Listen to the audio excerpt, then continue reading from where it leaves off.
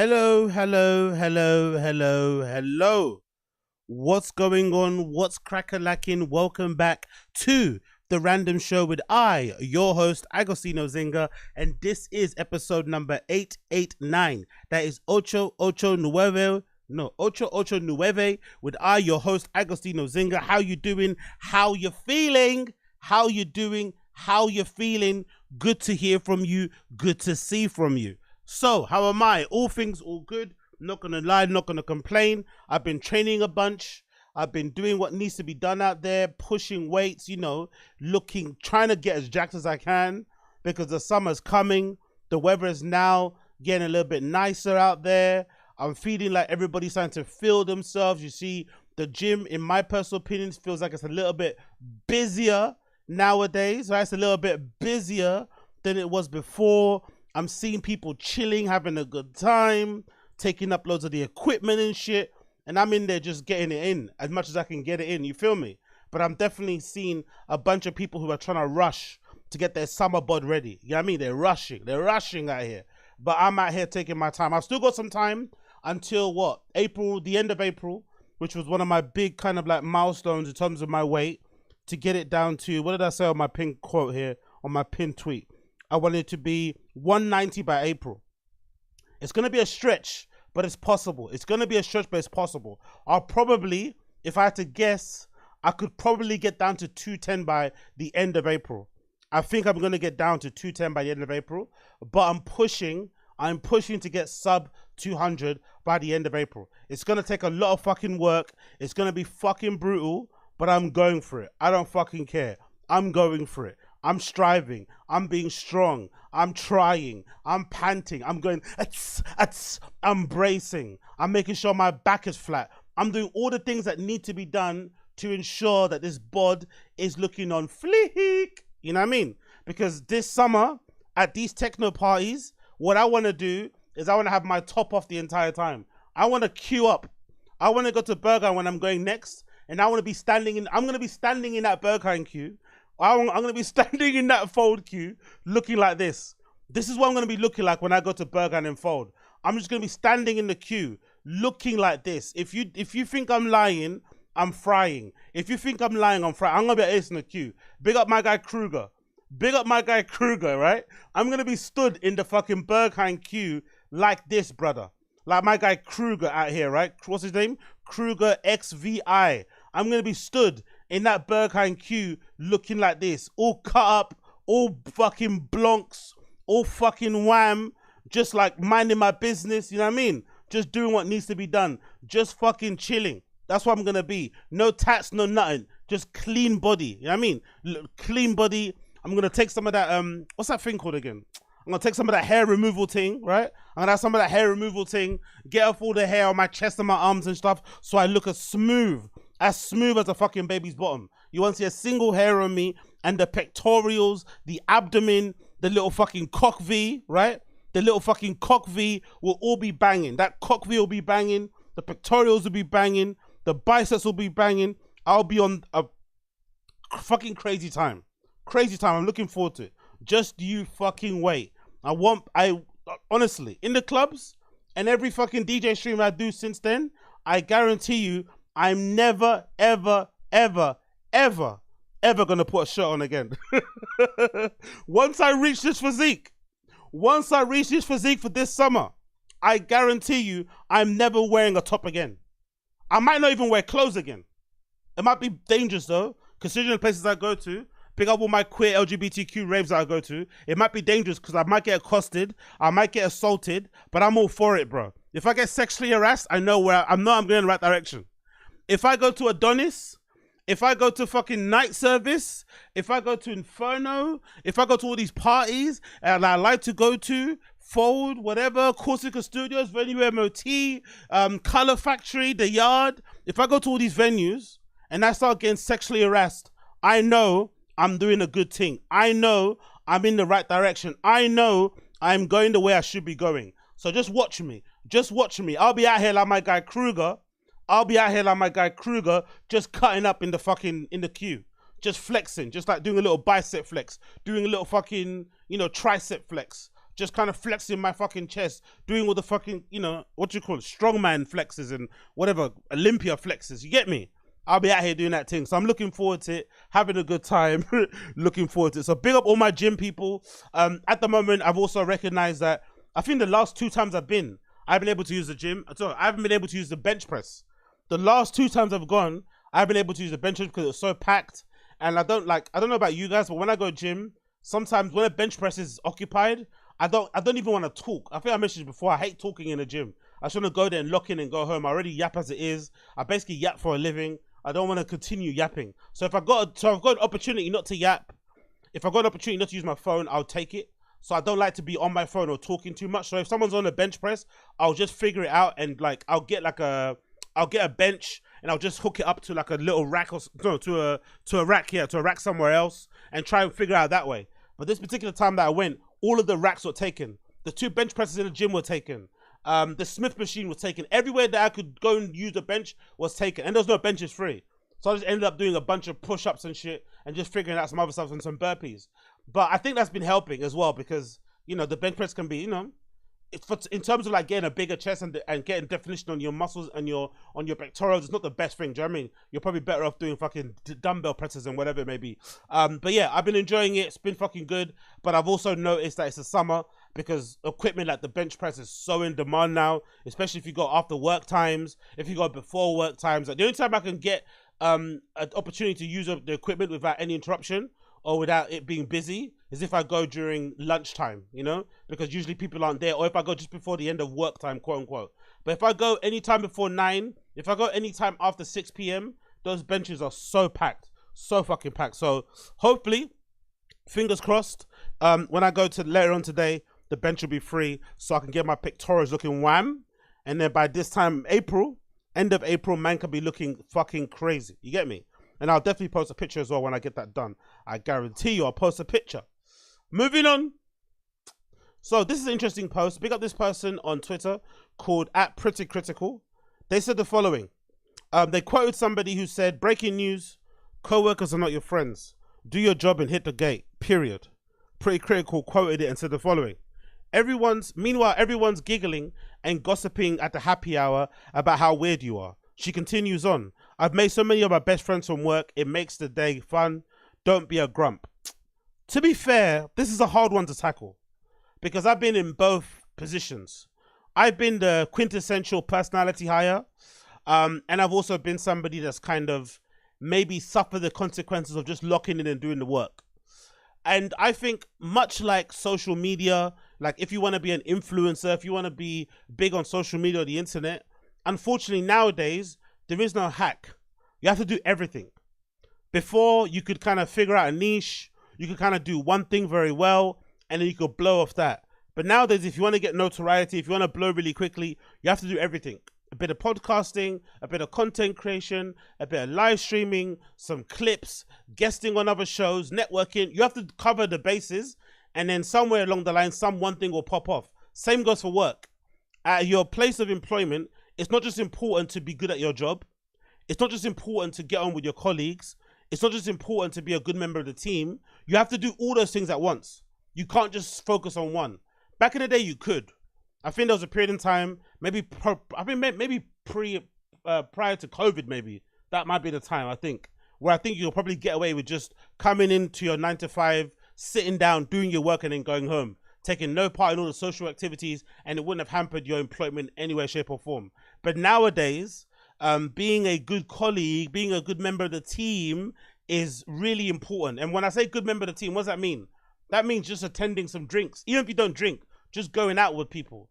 That means, I don't know, hanging around when they order pizzas. That means, I don't know, being enthusiastic and taking part when they're doing team meetings and all that sort of nonsense. Like, those things, unfortunately, are really important. They shouldn't be, because what you get hired for is your ability to do said job. But nowadays in the workforce, all those things are just as important. So if you go into a job just focusing on doing the job well, you're really doing yourself a disservice, because sometimes the person that's got, you know, not even a disservice, sometimes you can even hamper your earning potential. Just because other people are well liked, they might get the ability to have a promotion, or they might get the promotion just because people like them more, even though you do a better job than them, you know? Because sometimes, you know, I'm sure some of you guys know, deals and whatever else can get done, those things happen and don't get done via meetings. Deals and all those type of things and promotions, for the best part, they get done during Christmas parties, they get done during summer parties, they get done during nights out, they get done during company away days. Those way those things really matter. Like, you get friendly with some people in your office, you know, during an away day, that can really change the whole kind of, you know, layout of your future coming into that career. But it's also dangerous to do too much of that, which I've also done in the past, where you do too much of the socializing, you do too much of the ha-ha he-he's, you do too much of being the personality hire, and then when they want to make cuts, when they want to maybe pull back on some things, you're the first to go, because you're not that important to the overall work, you know what I mean? But you're a good person to be around, you're fun vibes, but when it comes to the nitty-gritty, they can do without you. So you have to kind of be aware of it, and in my opinion, just cover your bases. Cover your fucking bases. Yes, it's important to be good at your job, but it's also important to be a good social member of your company, because again, you spend an obscene amount of time with these people. I remember when I first sort of got into office work, because I think like retail is different, because I think now, considering my experience, I think I spent equal time. I think I spent about 10 years working in retail and like service work, and then I spent the other 10 years working in an office environment. And one thing I noticed about the difference is that I feel like in the retail environment, people are easier to be in and out. If you work in a bar, in a restaurant, in a shop, people are very in and out. They do the job and they leave. And it's not kind of required for you to stay over time. People don't require you to come on your day off. Like, there's all those requirements outside of your hours of work are not there. You get pushed a lot. You get worked like a fucking dog, but when it's time to go, it's time to go. In my experience anyway, at least.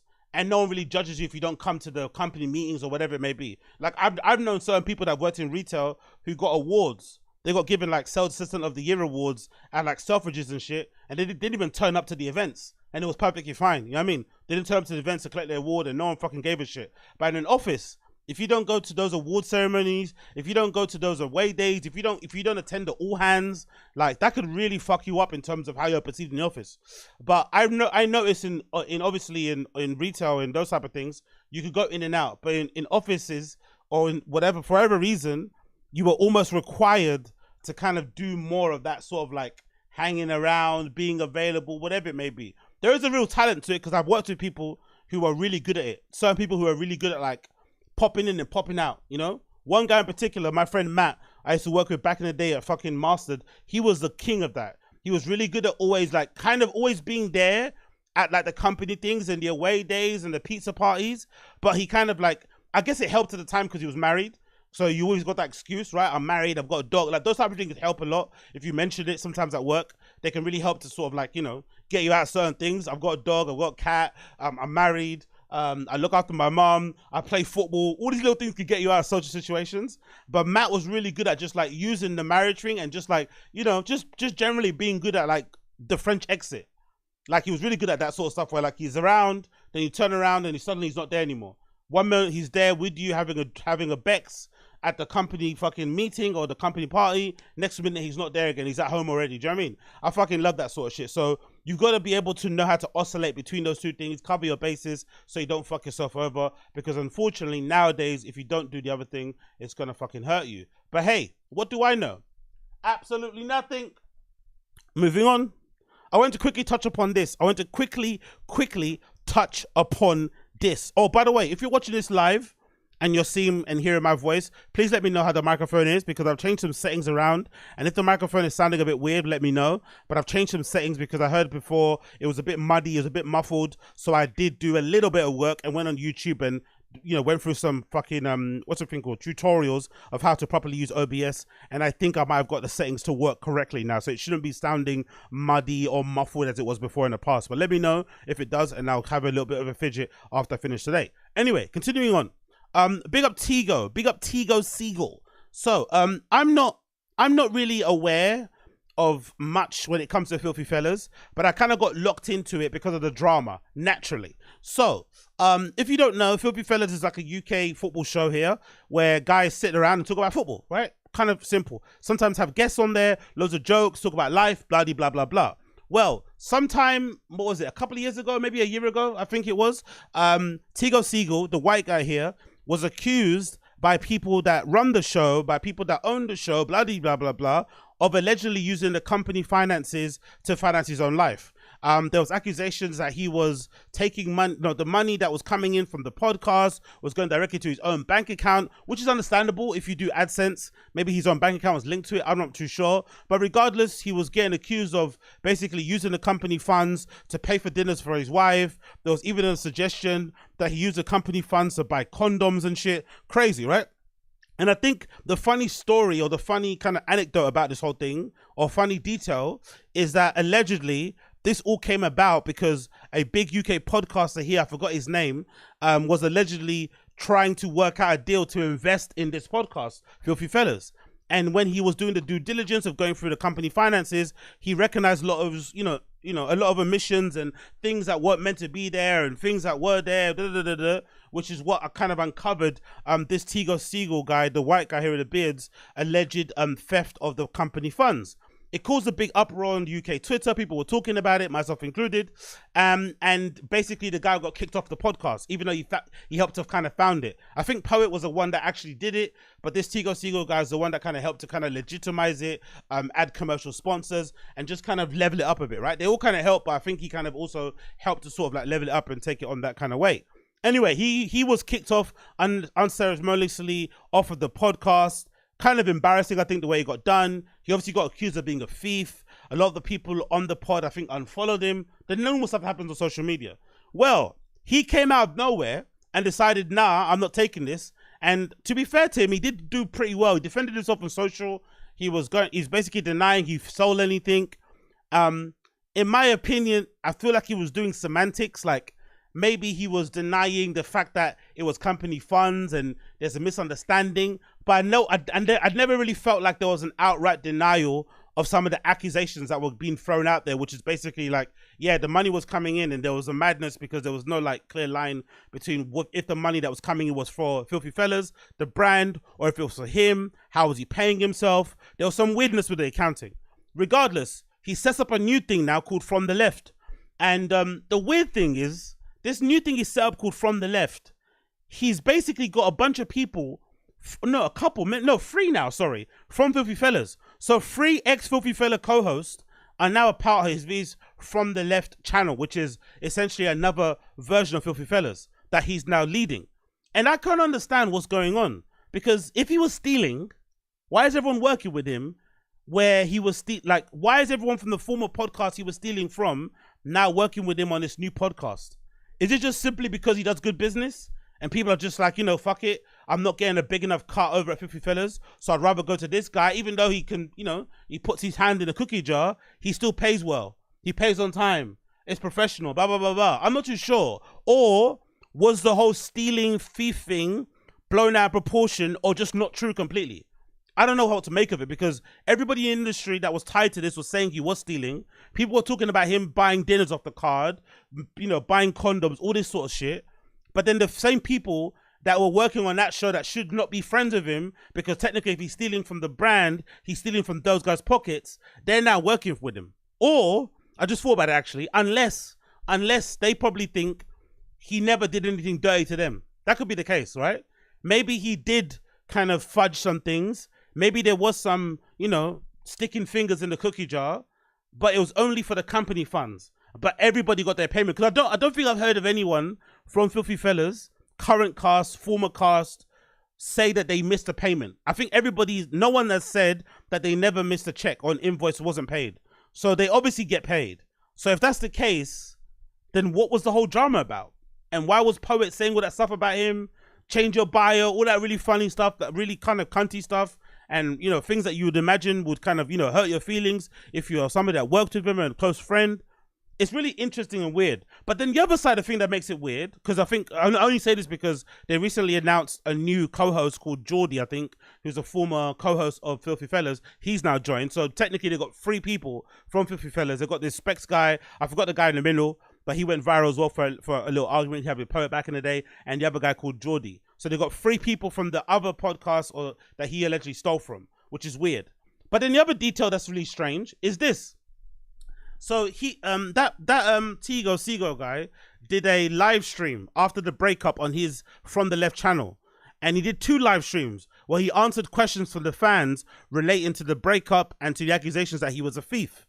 And I forgot to react to them. I didn't watch them in full. I didn't remember skipping around them, but I didn't really see a lot of like clear, outright denials and breakdowns of what was going on, which is not his fault, because I think he was just reacting to the comments. Like wherever comments that was left, he was basically answering them in terms of saying, hey, if you want things to be addressed, here's me addressing them.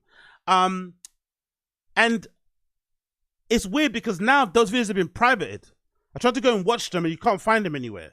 So why did he private those videos? So I then decided to ask Tego Sigel on Twitter why he privated those videos of him answering the questions and clearing up any confusion around the accusations that he stole money. And Tego Sigel replied to me and said the following: to not take attention from the new channel. I had 100k views and my new business partners who are on the show didn't want the channel to be about anything from the past. Still sounds a bit dodgy, innit? Again, it's not my problem. It's not my issue. It's not my business. Like, if the guys on the show don't care that he steals, allegedly, then that's their problem. But it's a weird thing, innit? Like, what was that? Like, I just want to know what the whole drama was about. If the guy got kicked off from the show for stealing money, but then he starts a new show and the people from the other show join him on the new show, does that mean that they don't care about the stealing of the money? Does that mean it didn't happen? Does that mean it did happen, but they're just wanting to they're wanting to chase the money because maybe he's paying well or the splits are better? Like, what's actually going on? I'm so confused. So when I end up clipping this, let me know in the comments down below. When I end up clipping this later, please let me know if I've missed a detail, if I'm not really too sure what's going on, because I think I watched that video where he answered the questions and I'm pretty sure he didn't really outright deny what happened. It was loads of like double speak and like vagueness, and there was nothing really clear. He's a really good communicator, this Tego Sigel guy. He obviously carried himself very well, and he just did a good job of kind of like saying a lot without saying anything. I felt like it wasn't really clear exactly what went on. So now no one really knows, because we never know, the videos have been privated and I'm assuming they're never going to come out again. So it's kind of, you know, up in the air what's happened, but you know, everybody's kind of landed on their feet. From the left is doing really well in terms of views. People seem to be liking it. The social media's popping off and Fluffy fellas are doing what they're doing. So I guess in the end, no one really gives a fuck, and who fucking cares? But big up those people. Big up those people. Moving on to some sad news and sobering news, courtesy of music business worldwide. 12 million artists uploaded music to Spotify last year. Less than 0.6% generated 10,000 or more in royalties. I'll say that again. 12 million artists uploaded music on Spotify last year, 2024, and less than 0.6% of them, not even 1%, generated $10,000 or more in royalties. That is crazy. And I would love to know the statistics of how many of those 12 million artists performed live, because a lot of artists, that's the only way they make money, from performing live. So I'd probably say less than half, maybe even less than 10%. So that some artists are living literally on the breadline. It's absolutely crazy. This courtesy of music business worldwide. MB, the Spotify is a good for artists. That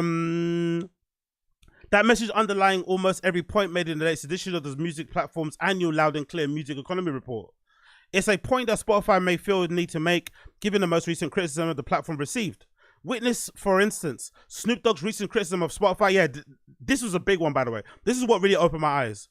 Snoop Dogg's recent criticism of Spotify's payment structure. He claimed he received less than $45,000 for accumulating over 1 billion streams on the platform. This is Snoop Dogg, right? One of the most popular hip-hop artists in the world. Accumulated 1 billion streams on Spotify and got 45 grand for it.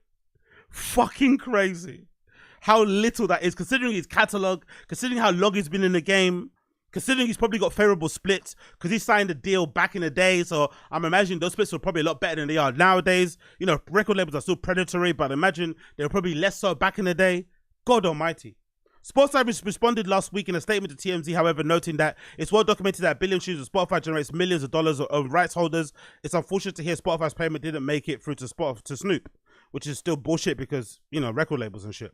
Spotify points out in its new report that there are artists making small amounts on this platform, but there are more artists making money on the platform than ever, and some of these artists are even becoming new music millionaires. According to the updated report, 12 million artists uploaded one track to Spotify in 2024, up from 10 million in 2023. There are 1,450 artists who generated 1 million or more in royalties.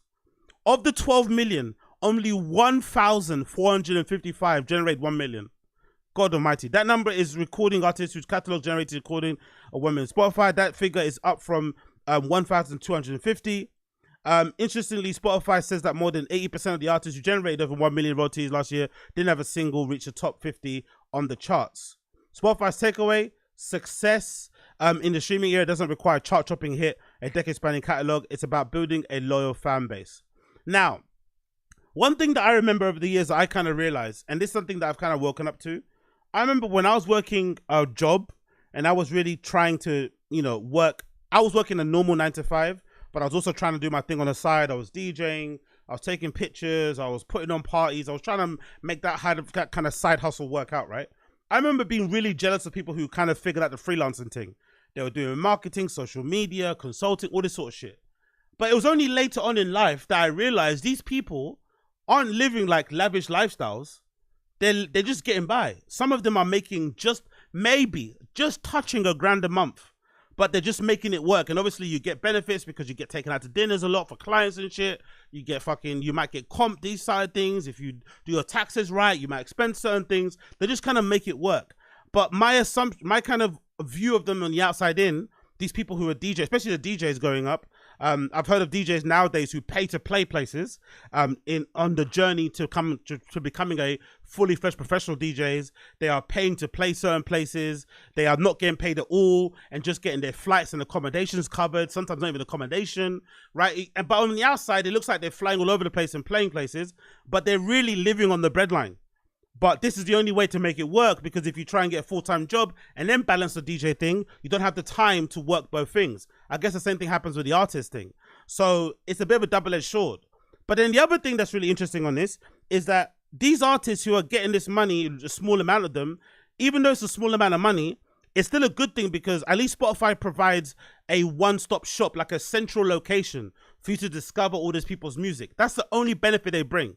Like it's a discoverability, because nowadays I think for most people it's quite hard to find new artists, whatever it may be. So at least with these platforms, these DSPs, they spotlight certain music. They have categories, split up by genre and whatever else it may be. They also have new release sections. They have playlists, which have become incredibly important. So you can discover and find certain artists and whatever else it may be. And obviously the algorithm that they use with the kind of autoplay sort of thing kind of helps that as well. But even with that included, I still think it's heinous that of the 12 million artists that uploaded tracks on the fucking platform, that only 1,450 of them have made $1 million or more. And again, it's not Spotify's fault entirely. It's more so on the record labels, because that means these people have shitty deals and shitty splits, because they're getting the smallest fraction of whatever royalties generate from their music, which is always the hardest pill to swallow. It's the people that can't dance. It's the fucking guys in the suits. It's the guys in the offices, in the suits, the women and men who are making the most money out of these people who are working on their music, honing their craft hour upon hour in the studio. It's really fucking heartbreaking, but I guess it is what it is. But it's not just about the 1 million club. There are more artists earning royalties on every level. There are 71,000 who generated 10,000 or more in 2024. Both of these groups are high earners who roughly tripled in size to 2017. Nonetheless, given that 12 million uploaders on Spotify, that means that less than 0.1% have generated 10,000 or more in 2024, which is the real statistic. So I guess nowadays the message from this is that support your up and coming artists, man, because most people are generally in it for the love. Very rarely are people getting into music for the money. Maybe some of the clout and the fame, but it's not about money, because there's not a lot of money in this game. There really isn't a lot of money in music, unless you're unless you're independent or something and doing your own thing, which is also requires a lot of money, because you got to put up your own money to push your own records and shit. But there's really not a lot of money. So if you do like somebody, you like an artist, support them as much as possible. And support doesn't mean just monetarily. You could retweet their things, share their things, tag their things, constantly talk about their things on social. All these things can help, because somewhere down the line, if they do end up getting a deal, all those impressions, all of that engagement can contribute to them maybe being able to negotiate better terms for their contracts and shit. So it's highly important. Stuff like buying merch, going to shows, all those type of things are important because nowadays, most artists aren't making jack shit on streaming.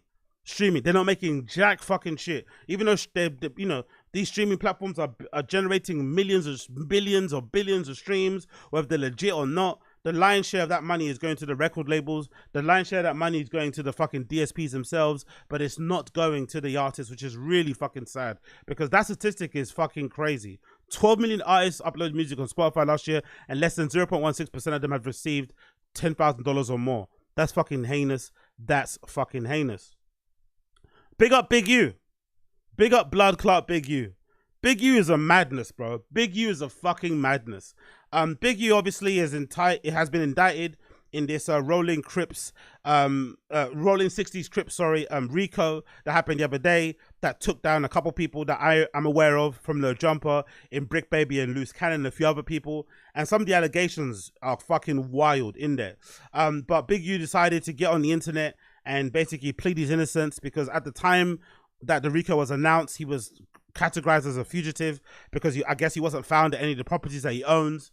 But now he went on live to say he's turning himself into the police, and he went on Instagram live to basically, you know, plead his case to the public as he turns himself into the police. So this is Big U pleading for his innocence as he turns himself into the police. Pretty wild scene. Okay. This is my last video before I turn myself in. I'm with my family. Talk to my sons, I talk to everybody, man. I'm just gonna deal with this fight, see what it is. I just want y'all to know, all this stuff is quagmire. Shit is all bullcrap. I just need y'all prayers. I need y'all to... I don't even know what to say. I need your prayers. The thing that's funny about this is that he knows damn well what he did. In that RICO, they're alleging, right? In that RICO, they're alleging that he murdered one of his artists. He had an artist that was signed to his label. Allegedly, the artist was told to go to Las Vegas to record something. I guess something happened, breakdown in communication, relationship. They had a falling out during that trip. The artist goes to Las Vegas, ends up recording a diss track aimed at Big U. Big U hears about it and then decides to kill the kid and dump his body in a ditch somewhere. Allegedly shot him in the head. And they found they found his DNA under the kid's fingernails, which is obviously, I'm guessing the fingernail thing is maybe some form of resistance, right? Maybe scratching at his face, trying to push him away before he got shot. That's what they're alleging.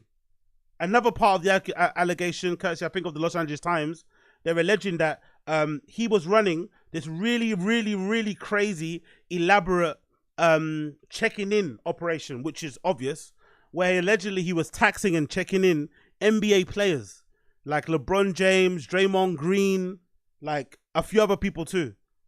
And I think the real sticky thing, if I'm not mistaken, reading through the indictment and a few other things, I've got the feeling the real sticky situation came about because of him leaning on local businesses too much. And obviously stuff like PPP loans, right? During the COVID shit. Fraudulently doing that because a bunch of people in America, especially black people who'd kind of, you know, ran that scam, have been locked up over the years since COVID. So I'm assuming he probably put too much pressure on local people, regular working class people who just had enough, you know? They had enough and they probably went to the police and willingly gave evidence or accused him of something, and that probably added to the investigation. But from what I read on the indictment, they were watching these guys for 4 years, bro. They were watching these guys for 4 years. They have wiretaps. They were listening to conversations of these people over the phone, speaking about their crimes, speaking about things, robberies, burglaries, taxing situation, sex trafficking. So they've got them banged to rights. Like, if he gets out of this, I'll be surprised. But from how they've spoken about it and from reading or listening to other YouTubers online who are very clued into this whole like crime thing, they always say that when the feds come after you, basically the case is done. They don't arrest you unless they've got all their I's dotted and T's crossed and whatever else it may be. So it's funny that he knows full well that he's not involved in a RICO by, happenstance. It's not mistaken identity. And no matter how much, because I think one of the funny things is that he has charities that allegedly are meant to be geared towards getting, disadvantaged kids off of the streets and showing them a different way. And allegedly he was using the charity funds to finance his living and whatever else he'd done. I think even Loose Cannon on one episode of fucking No Jumper, he accused him of using the funds that were raised from charity to buy straps for the gang. Allegedly, they bought guns and shit from the funds that were raised from this. So I'm sure he was trying to justify it because of the background he is and where he's from, the neighborhood he lives in. I'm sure there could be some sort of justification for the guns that he bought, but all of those things don't scream innocence to me. So it's funny that this guy is going to Instagram live and saying he needs prayers. I think he needs way more than prayers, bro.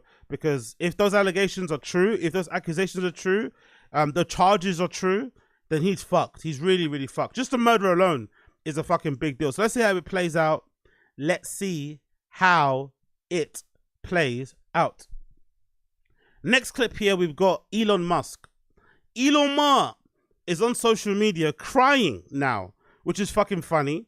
Because I felt like the other day I was actually thinking about it. I was like, hey, I haven't heard from Elon in a while. He hasn't done anything to piss anybody off on the internet in a long time. So I guess this is why we know now, because somebody probably got in his ear, told him to chill out. Enough of the goading, enough of the trolling, enough of the divisive stuff on social media. And now he's decided to come out and paint himself as a victim, because I guess people in the United States and across the world have been having some very negative reactions towards Teslas based on some of the things that Elon has done.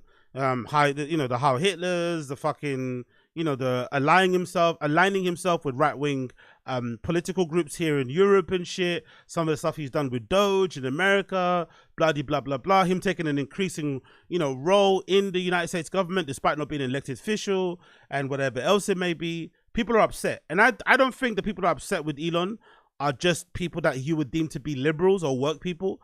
I think they cover the whole gambit of society in general, especially in America, especially with stuff he's doing at Doge. That sort of stuff affects every American, not just Democrats and Republicans. So it's funny to hear Elon basically say that the people who are lighting cars on fire, so the people who are lighting Teslas on fire are just liberals. I think it applies across the board, personally, from what I've been able to see, based on some of the stuff he said, the actions he's done that people are not happy with, and they can't get to him, so they're taking it out on his companies, which makes sense to me. I don't think it's that surprising. Is it good? No. Would I encourage it? Obviously not. But the fact that he's confused and he thinks he's the victim in this is fucking crazy. Yeah, I mean, it's really come as quite a shock to me that there is this level of really hatred and violence from the left. A shock. I always thought the left, or Democrats, were supposed to be the party of empathy, the party of caring. This guy, they're man. Burning this down guy. Cars, they're firebombing dealerships. They're firing bullets into dealerships. They're just, smashing up Teslas. Tesla is a peaceful company. We've never done anything harmful. I've never done anything harmful. I've only done productive things. Jesus Christ, so, Elon. Come on, guy. I think we just have... Come on, guy. A deranged... there's some kind of mental illness thing going on here. Jesus this doesn't make any sense. Yeah, and I think there are larger forces at work as well. I mean, I don't know who's funding it and who's coordinating it, because this is crazy. I've never seen anything like this. Bro, come on, man. No one's condoning what's happening. No one's condoning all of these Teslas getting lit on fire, people protesting and smashing windows of Tesla showrooms and firing bullets into that, if that's for sure. But blaming all of this on the left is crazy, because it's probably just one person that's doing this. So basically generalizing, a whole group of people based on the actions of one person is fucking wild. And also taking no responsibility or accountability for the things that you have said that would get people upset, the things that you have done with Doge that would anger people to the point that they would want to take out their frustration at the companies that you own. And one of the most visible ones is Tesla. So why is he surprised? Like, I'm shocked that he is literally taking this fucking victimhood mentality on this, because he's not a victim. I don't think he's a victim at all. If anything, Tesla is a victim. The people that work at Tesla, the people that work at SpaceX. Look at SpaceX. Recently, didn't they get those astronauts who were fucking stranded in space down to Earth safely? I think they were stranded for like 9 months or something because of some error with Boeing or whatnot. That should be something that should be lauded and praised. But because of all the stuff that Elon's been involved with, getting himself involved in politics, even maybe some of the kiddie stuff that's been going on with his millions of his fucking baby mothers and shit, I'm sure that's made people just not like him a lot. But I'm sure it's mostly about Doge and those type of policies and his ever-increasing role within that current administration with Trump and shit. And it's really funny that he says as well that, you know, he's all about empathy and shit. It's like, bruh, your best friend, the guy that's your boss, the guy that you're aligning with is fucking Trump. Like, let's not talk about empathy, you know? Trump is, you know, he does what he does, but he's not the most empathetic guy, I'd imagine, in my personal point of view. But hey, what do I know? But it's just funny to see him taking this position because I don't think he's a victim at all. This is basically one of those fuck around and find out situations. Consequences have actions, pimp, as fucking Wings of Redemption will say. And he fucks around and find out. He fucked around and find out. Like I've always seen clips of people keying Teslas, but because I'm on the fucking I'm on the public freakouts subreddit all the time, I think I've seen an increase way more than before of people on the public freakout subreddit being recorded keying Teslas. I've seen videos of clips of people putting swastika signs, keying them into fucking Teslas. That's been a common thing now. Like, obviously it's anecdotal, but I feel like there's been an uptick in those type of clips happening. And there has to be a direct correlation to, you know, Elon doing the fucking double How Hitler fucking salute. Unnecessarily so. Which is now casting aspersions or a dark cloud over his other companies. Which I think inevitably will lead to him probably being ousted from Tesla or stepping away. Because he's kind of, you know, he's basically fucking up the companies based on the stuff that he's doing in his own kind of quote unquote private life. Which I don't have a problem with. It's annoying, but do what you want to do. But him negatively affecting companies like Tesla, companies like SpaceX, companies like, you know, what's it called? Boring Company, whatever else it may be, that are doing good work because of his very dicey political opinions is not fair, especially when it, you know, impacts people's livelihoods. So he should really do the honorable thing and step aside, really. He's not going to because a huge part of his wealth is tied to these companies. But I'm surprised, like him acting like a victim is really insulting.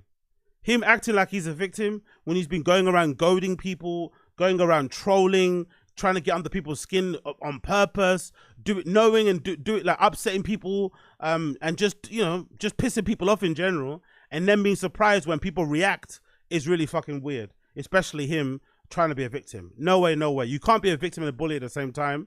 You can't be a victim and a bully at the same time. Good news, courtesy of the Hollywood Reporter. Good news, courtesy of the Hollywood Reporter. Jack Andrews, Lewis Goodall, Madam Joyce, who I know from the internet only, signed with UTA's Growing Creator Division. Jack Andrews, Lewis Goodall, Madam Joyce signed with UTA's Growing Creator Division. Really cool development and story here. It says global talent and entertainment sports aid advisory company UTA, which is similar to CCA, has signed popular UK creators Jack Edwards, Madam Joyce, and Lewis Goodall for global representation in all areas. If I'm not mistaken, this Jack Edwards guy, he's the one that does like educational content. I think he goes to a particular university. I forgot which one it is. That's pretty good too. So it means it's not all like drama people. I'm sure this Lewis Goodall does. I think he does like books and educational type of things. The deals fit into UTA's expansion of the UK Creative Division, which is part of the international growth strategy. The agency is looking to provide digital, gaming, esports, and audio talent group access to a wider network of across unscripted, scripted TV, audio, and live touring and publishing, news and broadcasting. The 3 new signings have combined audiences reach of more than 5 million people across their social channels and broadcast platforms. That's a big deal. This also means, finally, we're going to see content creators here in the UK starting to make money the same way they make in the States, because some of these content creators in the States, yes, I know some of them get a lot of money through subscriptions and shit, but some of these guys are rich. And a lot of it comes down to a lot of those talent agencies being based in the States and those guys working directly with some of these content creators and getting them deals that they probably would never get without the representation. So if you get represented by, I forgot the other one, I think there's a Warner one too, but stuff, you get represented by people like UTA, people like CAA, all of those things will definitely help you to get better deals and get better brands on board and definitely increase your earning potential. Also, big up, special big up to Madam Joyce. I feel like she's had a very hard time on social media as of late. I've spoken about some of the negativity surrounding her and the trolling and shit. Some of it is self-inflicted because I think, you know, it's not her fault, but she's not the, you know, she's not the sharpest tool in the shed. And sometimes she says some stuff that kind of can come across a little bit, you know, a little bit dumb, for lack of a better sense. But she's also very good at social media. And clearly people like her because she's got a really big reach. I think last time I checked one time, I don't know which platform she has, but I remember I was like, "Rah, she's got like millions of followers, you know, like she's a lot more, she's more popular than people like to make it seem based on how she gets covered on social media, which I think is a better reflection of how much she's liked in general. I think people are okay with some of her not racy, but you know, maybe quote unquote controversial things that she says. And I also think this must be a good thing as well, because lately I feel like there's been a lot more trolling around Madam Joyce, around being like a beg. I see that meme everyone keeps sharing of her with, I forgot the fucking Afrobeats artist, but they're out, I think Aya Star, they're out somewhere, and she's in the background and kind of dancing with them, but she kind of looks like she's the odd one out because they're not really paying attention to her. And the other two girls are kind of quote unquote more conventionally beautiful. So people are keep trolling her about it, which I think is really mean. Because when then, you know, the internet is really weird like that, because you'll keep trolling somebody about their appearance and basically telling everybody they're ugly. And then the moment they go under the knife to try to kind of like appease those people or to make themselves feel better, suddenly those same people that were taking the piss out of them are going to take the piss out of the job they get done. Oh, you fucked up your face. Look, you look like a scarecrow. Look at your nose. It's like, bruh, like, just leave people alone. You know what I mean? It's not necessary. So it must be good for her. It must feel nice for her to kind of get this deal, because it's a big F you to a lot of people online who are really being mean, because the proof is in the pudding. You know, these big companies don't sign anybody, and if they're signing you, there's definitely a reason for it, and definitely means that you're doing some good shit. So it says here, Madam Joyce is a podcaster, presenter, and media personality with a combined audience of more than 2 million people across, whose podcast Cocktails and Takeaways delves into celebrity news, gossip, discussions over drinks. She's co-presented by Jackie Iwi, manager and director of Makers Agency. So big up. That's really cool, by the way. I think that's awesome, because I'd imagine this Jackie person is probably her long-time manager. So it's pretty cool that even though she's been represented by UTA, she still kept her long-time manager on board, because she could have easily just been brand new and be like, fuck it, I'm going to go with the white people and stick with them. But she kept it real and kept her OGs with her as well, which is fucking sick. Another one here says, Jack Edwards is considered the world's most influential booktuber with an audience of 3 million across YouTube, TikTok, and Instagram. The journalist, presenter, broadcaster, and writer Lewis Goodall has also... Oh, is it? Jack Edwards, this guy, okay. Oh, no, Jack Edwards is considered the world's biggest book... I'm proud of that. I'll take pride in that, being from England. The biggest booktuber is from England. That's pretty sick. Makes sense, though, because let's be honest, you know, I love you Americans, but the biggest booktuber is not going to come out of America, is it? The biggest booktuber is not going to come out of America. You motherfuckers barely read. So it doesn't make sense that the biggest booktuber is from the UK. Another one, and journalist presenter Lewis Goodall has emerged as the new voice of UK news and politics since 2022, hosting The News Agents, which became the UK's biggest daily news podcast. He's UTA's creator unit, co-signing with the agency's literary arm, Curtis Brown. Led by London-based agents Shelby Shuckman and Beth Hurd, UTA's burgeoning UK creator division has brought in a broad array of talent, including Madeline Argy, Jamie Liang, Sophie Habo, Lizzie McIntosh, and Grace Campbell. Its practice also represents clients such as Dave Portnoy from Barstool, Mr. Ballon from Ballon Studios, Emma Chamberlain, Alex and Ashton Earl, Charlie D'Amelio, Jake Shane, Kai Cena, and Alex Cooper. Wow, so this is a really good home for all content creators to go to, because they've already got some good people on board. This is a very big deal for the UK content scene, man. It means it's starting to pop. Finally, it's starting to pop off. UTA opened its creative practice in 2006 and says it became the first agency to have its own audio and digital talent division. It also led the way in launching a dedicated gaming and esports unit. So yeah, big up Blood Clot UTA, and those are the people I guess who are represented there as well, or people that work there, I'm assuming. A recent Satisfyer forecast predicted the UK advertising spending of influencer space would reach 1.31 oh my god, there's so much money in this, isn't it? Jesus Christos, for people just talking shit on the internet. UK advertising spending in the influencer space would reach 1.3 billion It probably should be higher, to be fair, because other forms of advertising are not probably hitting as much as somebody just ranting about something on fucking TikTok. Marketing agency Digital Voices sees the global creator economy reach 480 billion in value by 2027. God almighty. It makes sense though, because more and more of us, I'm sure myself included, are spending way more time on our feed consuming all that content. Our UK creator offering is an extension of the premium services we provide in the US, offering clients access to vast global network, helping them to scale their careers beyond local markets, says Ali Berman.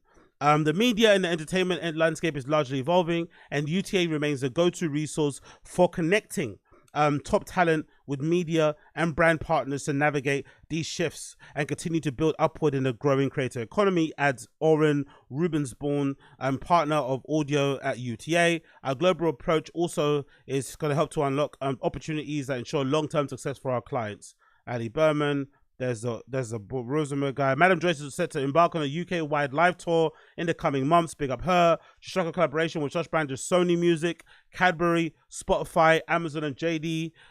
Edwards has collaborated with brands such as Valentino, Audible, and BBC. Goodall was a former senior political journalist and presenter at the BBC and Sky News, and a former policy editor at the BBC Newsnight, the public broadcasting flagship political and current affairs show. So big up the UK, big up the UK, big news. Love to see it, love to hear it, love to see it, love to hear it. Talking about things I love, talk about things I love. Oh my God. Big up Ye. Ye's been on a bit of a rampage on Twitter. He's been going fucking crazy. But I have to be honest, I really did enjoy these next couple of series of tweets because they hit home to me. They hit home to me because it spoke directly to me and my experiences. So if you're not aware, Ye on the 18th of March, this tweet has now been deleted. I'm not too sure why. Maybe somebody got into his ear. Maybe he received a text from the person who he insulted. I'm not too sure. But his tweet does not exist anymore. So thank God for Yeezy tweets for the archive. But Ye decided to get on social media and blurt out something that really warmed my heart regarding somebody that I used to know and be friends with called Acyde. Back in the day when I was coming up in the scene, I was involved in the streetwear scene, in the sneaker scene, but I was always on the outside, which I loved at the time. I was on forums. I was an editor on hypebeast.com, one of the first ones there actually. I was a moderator on the Hypebeast forums, which is another flex. I was on Superfuture, I was on Fifth Dimension, I was on fuk.co.uk, represent those guys, Crooked Tongues. I was all out and about. I was going to sneaker exhibitions, streetwear, fucking panel discussions, all this lame, corny, geeky shit. But I was always on the outside in. Then one time, I guess, maybe because of the time I had a blog called Stop Begging that was kind of popular here in London at one time, talking about streetwear and kind of, you know, documenting my life and whatnot. I think maybe that was the reason why Acyde kind of noticed me. I'm not too sure what was the reason. I forgot actually what it was. But regardless, Acyde at the time was working at Nike. He had this really cushy job, a job that everyone wanted back in the day, where he was the head, I think, of Nike energy marketing. And the energy marketing basically was the cool division of Nike. That was where what you got to do, like influencer stuff. You got to do like cultural things, music activations, art things, book things, whatever it may be. And Acyde was the main guy of that thing. And he noticed me and then took a liking to me. And then I guess decided to involve me in this project that I didn't know about at the time, which was called 1948. 1948 was a small retail store and a concept space, whatever else it may be, in Shoreditch that sold a lot of like limited edition Nike stuff, but it also had a lot of events, DJ events, activations, art events, whatever else it may be. Really fucking cool.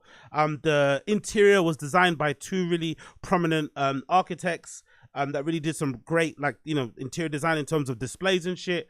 And just in general, it was a really cool store. And I think that time, that store was launched in conjunction with the Beijing Olympics, if I'm not mistaken. That's when that store was opened. So it was a really popular store. He put me forward to being a member of the store. And the idea behind that store was like, that was like a retail store. So I was basically a sales assistant, but the title was like you was a brand ambassador. So you got basically to rep Nike working there, and you also got to work in the store. And the benefit was that they sold all the limited edition shoes only. Everything that went in there was limited edition, quote unquote, tier 0. So that was when I got the chance to wear the first Yeezys that were sold there, when Kanye was still with Nike, all the limited edition trainers I got from there, cassette players, stuff like loads of shit over the years. So it was a good time. And that was early on in my kind of experience in streetwear and hip hop. So on streetwear and hip hop, streetwear and fucking sneakers. So it was a really good thing. But then over the years, my relationship with this guy Acyde kind of sullied, and mostly because of his attitude and personality. So although he always had good jobs and he was always plugged in and knew people, soon after I started actually in 1948, he left and quit his Nike job, which was really shocking. Everyone was like, what the fuck, it's such a good job. And he quit to just do his own thing, to be like a musician, consultant person, I don't know. And then he went off to do some stuff with Tremaine Emery from Denim Tears, which is how I kind of loosely know him from afar. And they set up this thing called, what was the thing they did? I forgot the thing they set up. I forgot the name of it, but they set up some sort of like brand. I forgot what that brand was called. But then Acyde went on to do his own thing, music and other sorts of bits and bobs. But during that time of him doing his own thing, it's when our relationship sort of sullied and got a bit weird. Mostly because of him. I think maybe I also played a part in it. I'm not too sure. But what I remember precisely that kind of soured me to him and made me hate him was that one time I went to like an event that he put on with Tremaine from Dead in Tears. It was some sort of like after party for some sort of brand thing. And I was on the list. And then I guess I got there late. No, I didn't. Did I get it? No, I got there on time, I think, when it opened. But there was a queue because it was in demand. And then he came to and you know how it is when there's a queue, but you're on the list. You just wait for the person to get at the door, then you kind of holler and you kind of get snuck in.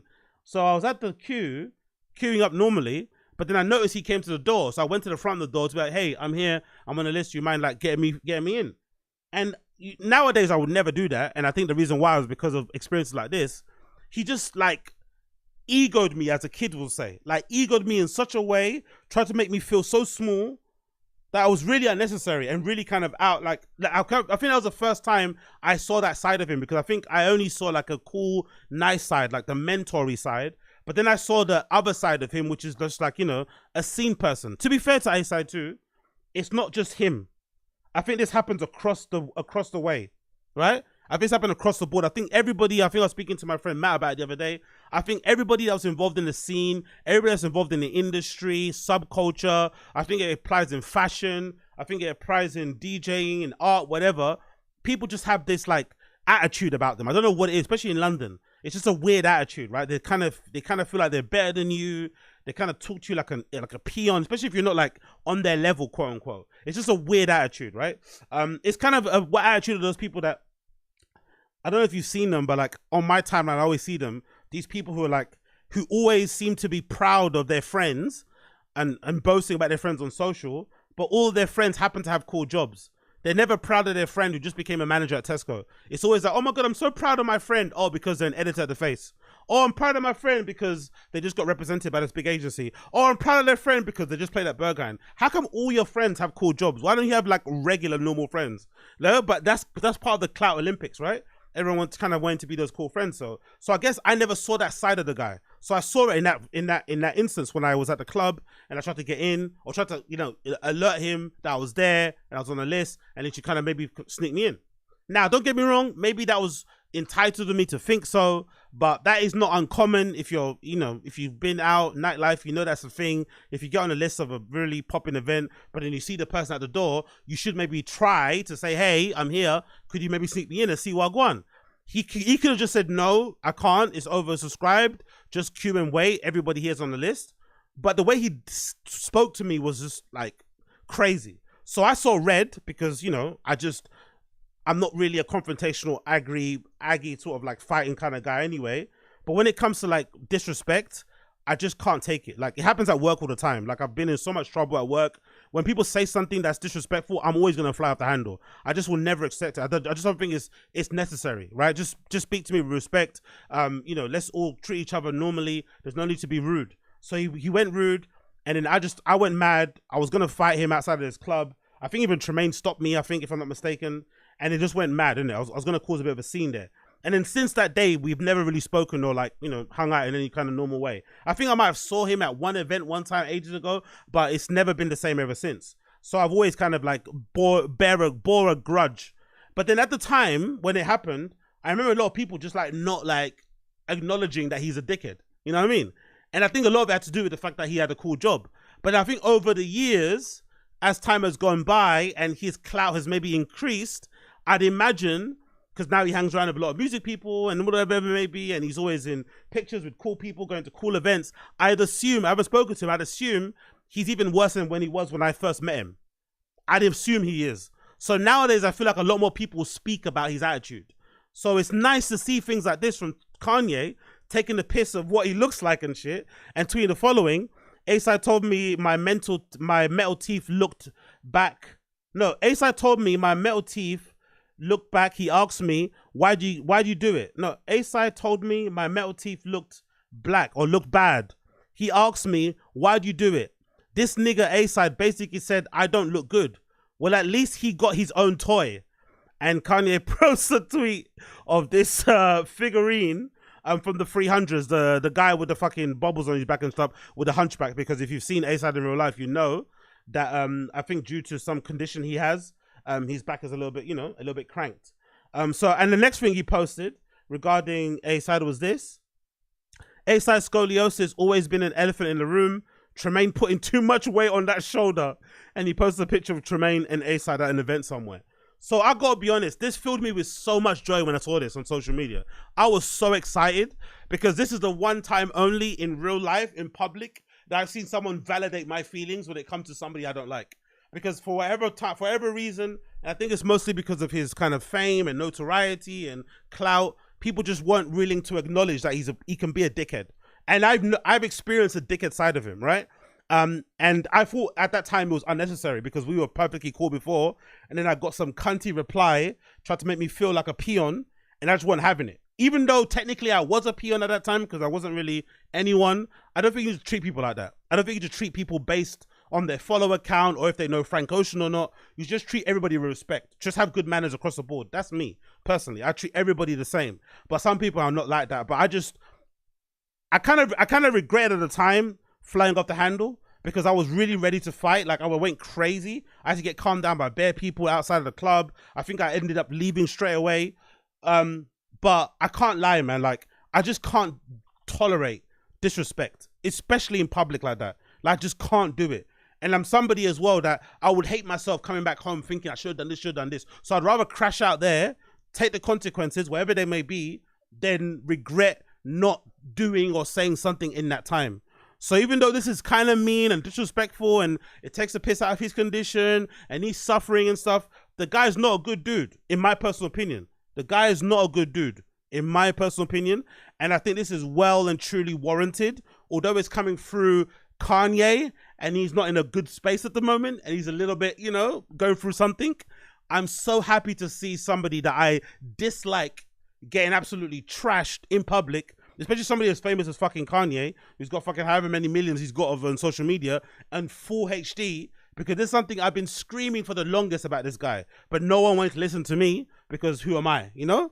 But now Kanye's saying it, everybody's now taking attention to it. And from the amount of cosigns I've been receiving from people on the DMs, I'm not going to expose you, but you know who you are. When I shared this thing on my stories, I'm not the only person that didn't like him, you know? I think people just bit their tongue because they wanted to get free Nikes or they wanted to get invited to certain parties or get in a list of certain things. But fuck all that shit. You know what I mean? If a guy's a dickhead, he's a dickhead, I'll write off the whole thing. You know what I mean? I'm not going to any of your events. I'm not fucking co-signing anything that you do. I don't give a fuck. It's not that important. There's a big wide world out there. It might kind of, you know, it might cut my nose to spite my face, but fuck it, I'll take the fucking consequences. So I'm happy to see it. This is a very toxic segment of the podcast. I know it's very toxic. I know I'm coming across very unhinged. If I tell you how long ago this happened, you're gonna look at me weird. If I tell you how long ago this happened, you're gonna look at me weird. But one thing you should know about me, I hold grudges. I'll take a grudge to my fucking grave. I'm not in the business of forgiving people. Forgiveness is just, it's for the weak. Like, there is no forgiveness. You cross me, you're dead. You're dead to me forever. I'm wishing the worst on you. I want to piss on your grave. Everything. I don't care. You know, that's one of my toxic traits. We all have our toxic traits. One of my toxic traits is that I bear grudges. I hold on to things forever. And when I hate with full fucking chest all the way through until the end.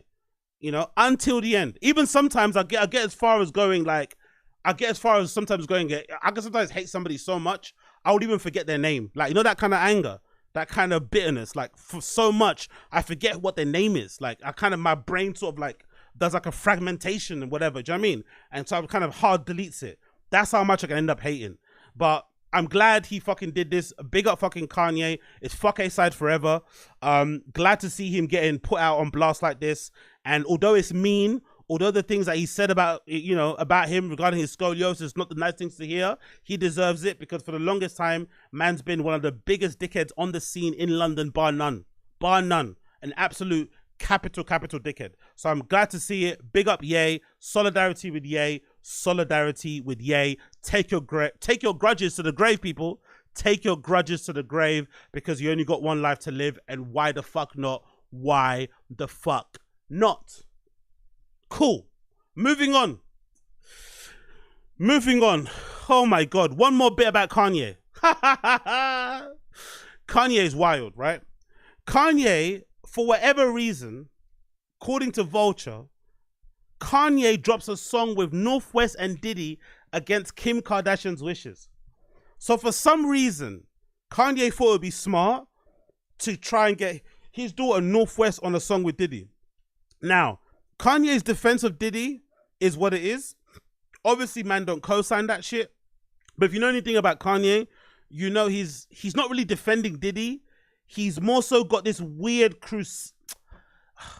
He's more so got this weird thing. I don't know why it is. Maybe because he's been cancelled himself. But he has this weird infatuation, this weird kind of drive, this weird, you know, wanting to represent and to speak for everyone that gets cancelled.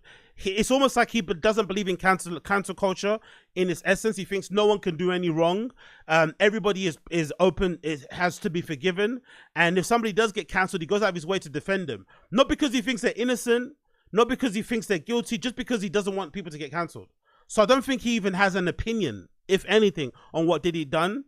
And I don't think it's that important. I just think no matter what Diddy would have done, because he's a prominent black figure in hip hop, he just feels like, even though he has had a falling out with Diddy before Diddy went to prison, he feels as if like he can't get cancelled. And if he's getting cancelled, it's a coordinated attack from the powers that be, aka the Jews, according to Diddy, who are coming down to sort of like take away his influence and diminish his power, and see another black man in prison. So that's the main thing he's on it.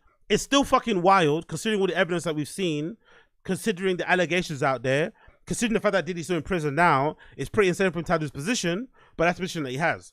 The weird thing I think about this is not his defense of Diddy, it's more so him wanting to get his daughter involved.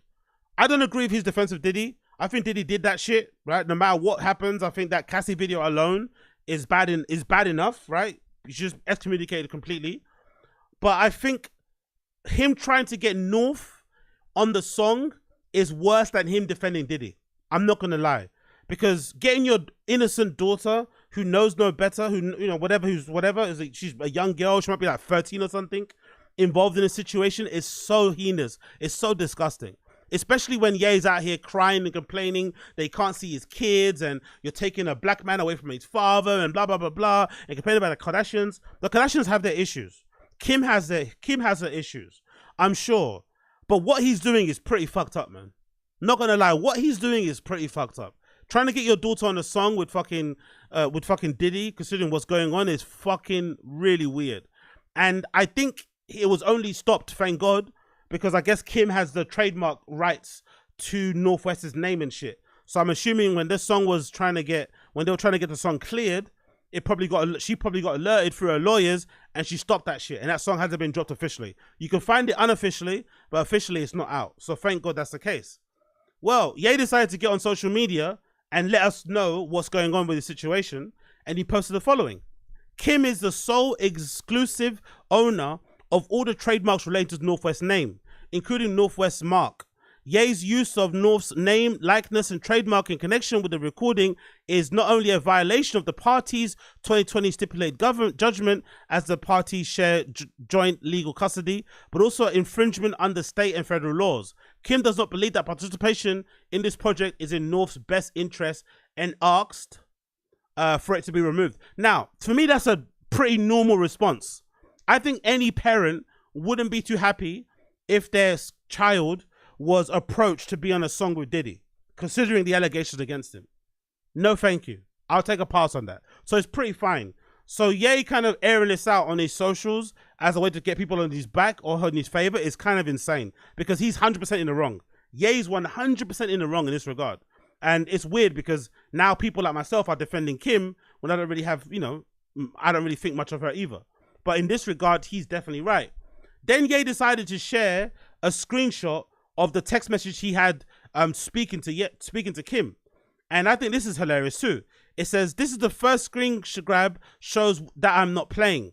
So it shows him talking to Kim via text message. And it says the follow. I'm never speaking to you with you again. Kim says as follows. I asked you at the time if I can trademark her name. You said yes. When she's 18, it goes to her. So stop. I sent paperwork over so she wouldn't be in the Diddy song to protect her. One person has to trademark. We agreed when they were born, I would get all our kids' names trademarked so no one else would take them. And he says to her, amend it or I'm going to war. And neither of us will recover from the public fallout. You're going to have to kill me. Very extreme, very dramatic. But in this actual circumstance, Kim is 100% correct. It's a bit freaky that when the kids were born, the first thing that came to mind for Kim was getting the kids' fucking names trademarked. That's a bit freaky, right? Whatever. But again, they're celebrities, and it's understandable why they're gonna go that direction. But I think she's in the right to put a pause on Kanye's willingness or wanting to have fucking North West on a song with Diddy. That's just not that's out of line. And I think maybe this also speaks to Ye's maybe lack of involvement in these kids' lives, because he signed away so much stuff, not really taking an interest or not really wanting to be a part of it. And then when they end up getting divorced, he is now bemoaning the fact that he doesn't have much involvement in them, in their lives, in their upbringing, despite him flying around the world with his new wife and shit, which is okay too. But that also, I don't think would be not the best thing, to have these kids have to fly out to different countries to meet him and stuff. Probably isn't the best way to sort of raise the kids, and probably isn't good for their mental health and whatever else it may be. So in this regard, she's 100% right. But there's another detail that kind of makes me think, oh, Kim is full of shit. This is exclusive from TMZ, which says, Kim Kardashian and Ye with the Tate brothers during the North West visits. She accuses Kim of sex trafficking. So Kim is now alleging through TMZ, obviously her unofficial press people, that Ye was hoping to meet the Tate brothers the same time he wanted to have North with him to record those vocals to put on the song with Diddy. Which is wild, right? Optics wise. Like Ye wanted North to have a picture with fucking Andrew Tate and Christian Tate. Fucking insane, right? But then part of me thinks to myself, it's a bit rich coming from Kim Kardashian, isn't it? She has a problem with the Tate brothers, but has no issues aligning herself with Elon Musk and Tesla and shit, considering what's going on there. And kind of doing the whole soft Trump support. It's a little bit rich coming from her.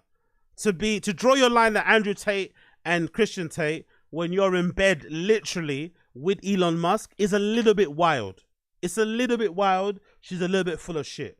But I also understand. Let's read the article. Kanye West's wild claim.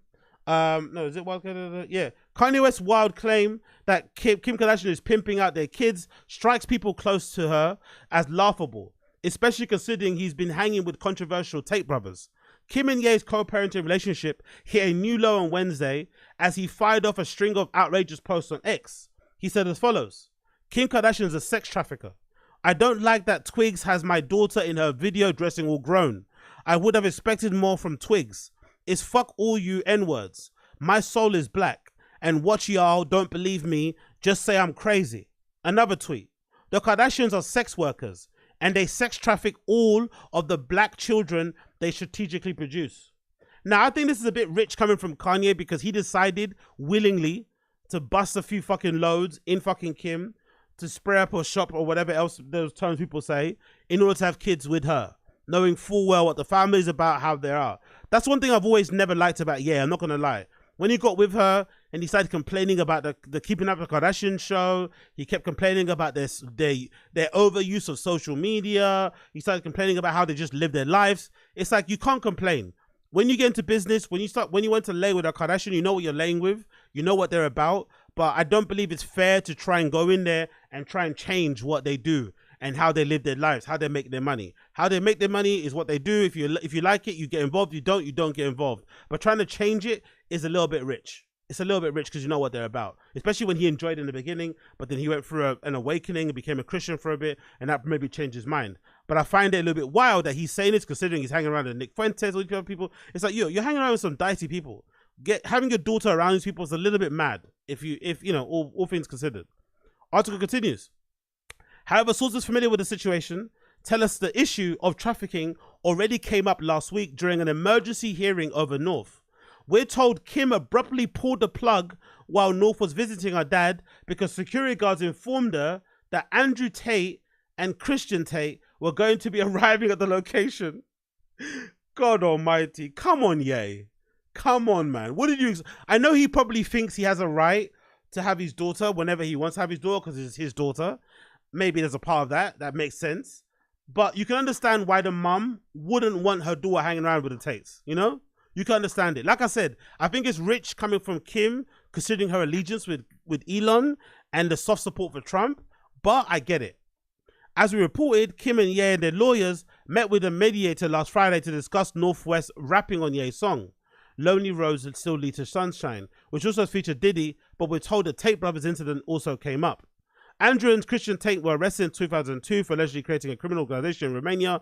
Andrew was charged with rape in the country. They're also both facing sexual assault lawsuits in the US and the UK, and they have not been convicted of any of their crimes. Not shockingly though, we are told that Kim does not want North or any of her children associated with Tate or Diddy, who of course is facing sex trafficking allegations himself. Another issue raised in the mediation was Ye's punches for wearing swastika t-shirts.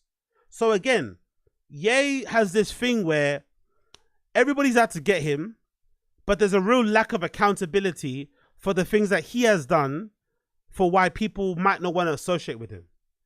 And I don't know why that is. He has a severe lack of accountability and ownership. He does not want to accept, like, it's almost like I can do what I want, but people have to react, but I have to choose. I have to approve of how they react to my actions. And I don't think that's fair, you know? I don't think that's fair at all. You can't control how people react to you. And if people decide to react to you in a certain way, that's the way they're going to react to you based on the things that you've done. And I think it makes complete sense why people like Kim would be upset or not too happy to have their kids hang around with you, especially now with his swastika with his bust down swastika chain, right?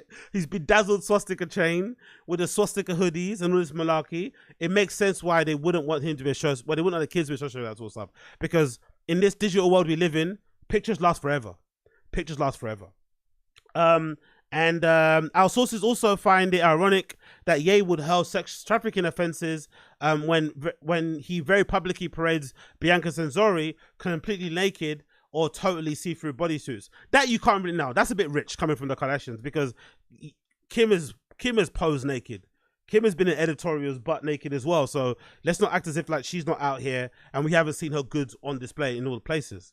As we reported, that emergency hearing ended with Ye promising he wouldn't release a song, but that went out the window on the weekend as he dropped it on X anyway. Fucking wild. Look at this lineup. Lonely Road Still Later. This is the leak of it, featuring Puff Daddy, King Combs, North West, and Jasmine Williams. TMZ broke the story. All of this has Kim considering her legal options, which include possibly going to court and asking the judge to strip Kanye of any of the joint custody of their 4 kids. Interestingly, he's now saying he wants to do the same. One more thing, Ye's combo with Diddy, a portion of it ended up on a Lonely Roads track, isn't sitting well with Diddy because we're told he had no idea Ye was recording it. Oh no, Jesus Christ! So even Diddy's not happy with kind of fucking Ye. Ye's doing a madness at the moment. He really is doing a madness. I don't know how this is going to end. It's probably going to end in tragedy, to be completely honest. I think he's gone way off the reservation. I don't think it's going to end well at all in the slightest, considering some of the things he's been posting up here on X. But, you know, I'm here for the shit show. I'm here for the madness. He's out here posting clips of him hanging with fucking Nick Fuentes, wearing a fucking swastika chain. You know I'm here with my white supremacist homeboy, Nick. Absolutely wild, right? Who would have guessed we would be living in a timeline where we would be seeing Kanye proudly hanging around with Nick Fuentes wearing a bedazzled swastika chain It's fucking crazy, but we are where we are. It is what it is. I'm just interested to see how this all plays out. I'm just interested to see how this all plays out. But again, what do I know? Absolutely nothing. Moving on, last topic of the day, considering Clint of Corteiz. He sat down with, what they called again? What's the channel called? He sat down with Kids something. What they called again? I forgot their name. Let me get it up on here. Kids Take Over, KTO. They do really good interviews.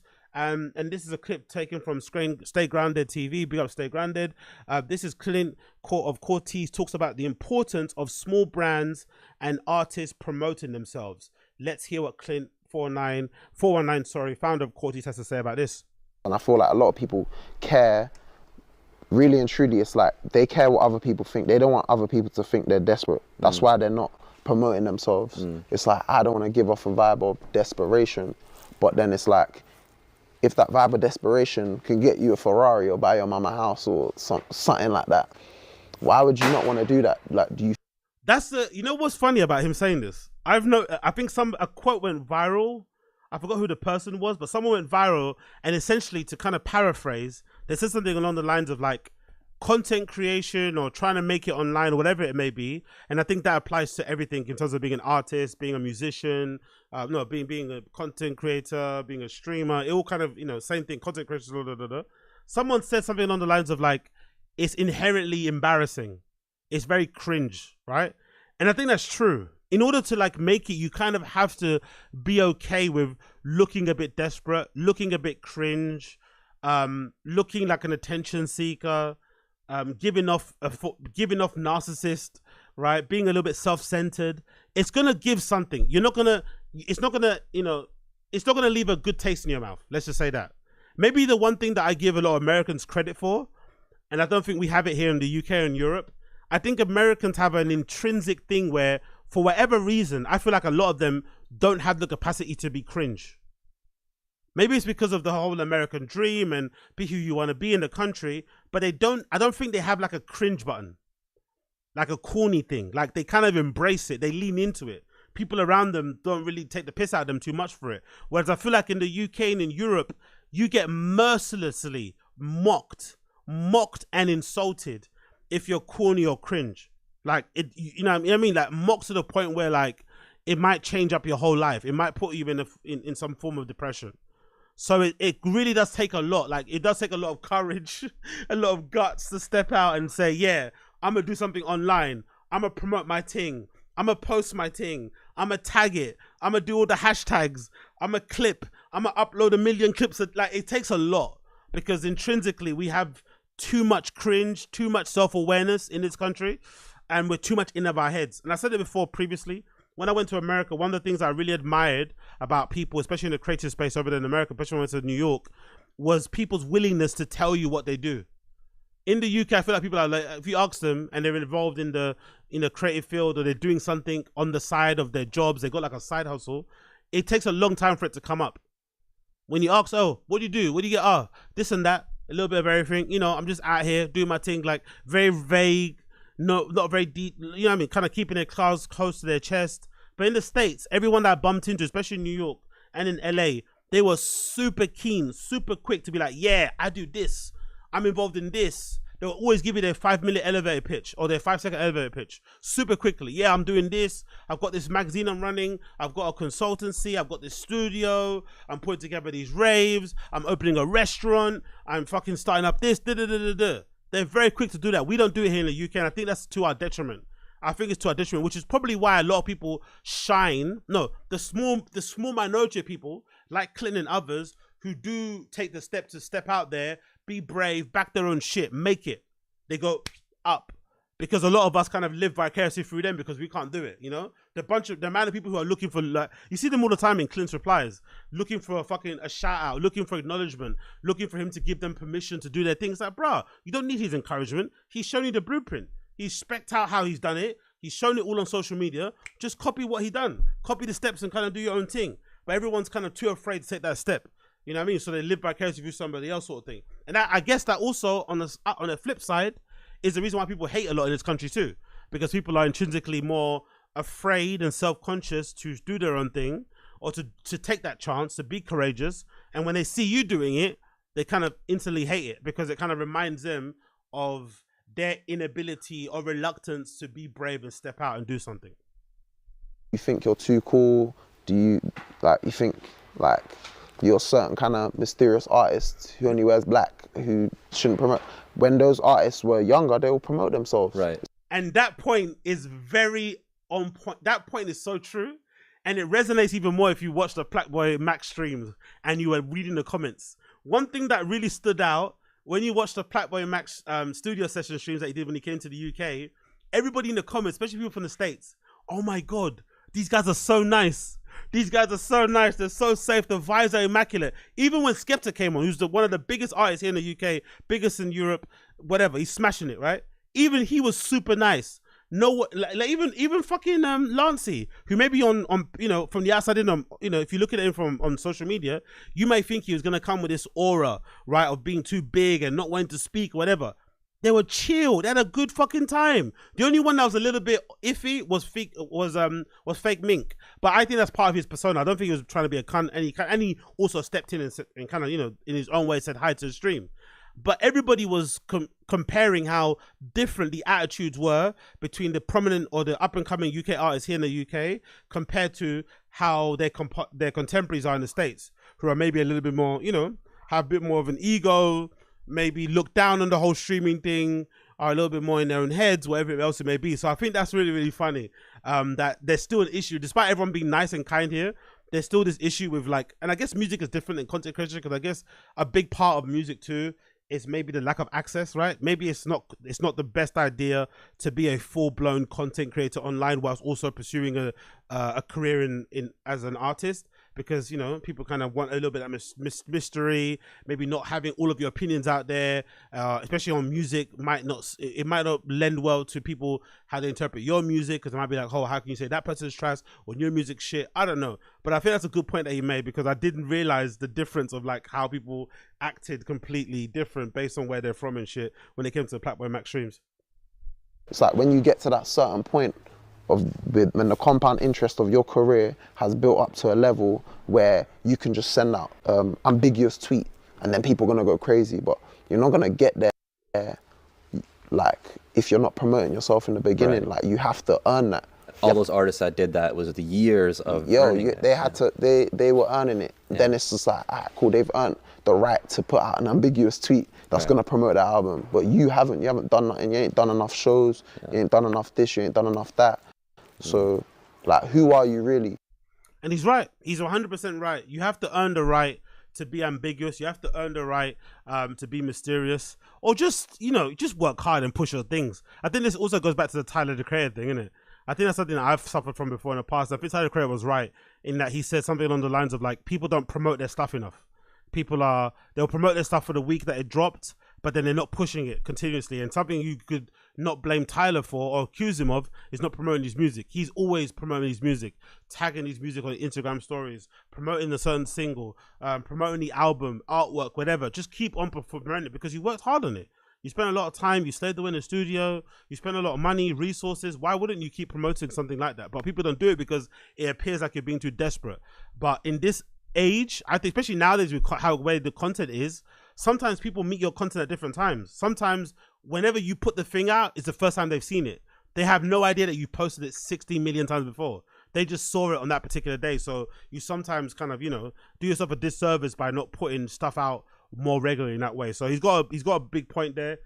Everything he said there was complete facts, and he was definitely right. He was definitely right. And the full interview is out at the moment, I think. I'll probably end up checking out the full interview later on. It's available now on the Kids Take Over channel, and reacting to it in full. But for now, that's a clip courtesy of Stay Grounded. So big up them, big up Clint419, and let's fucking go.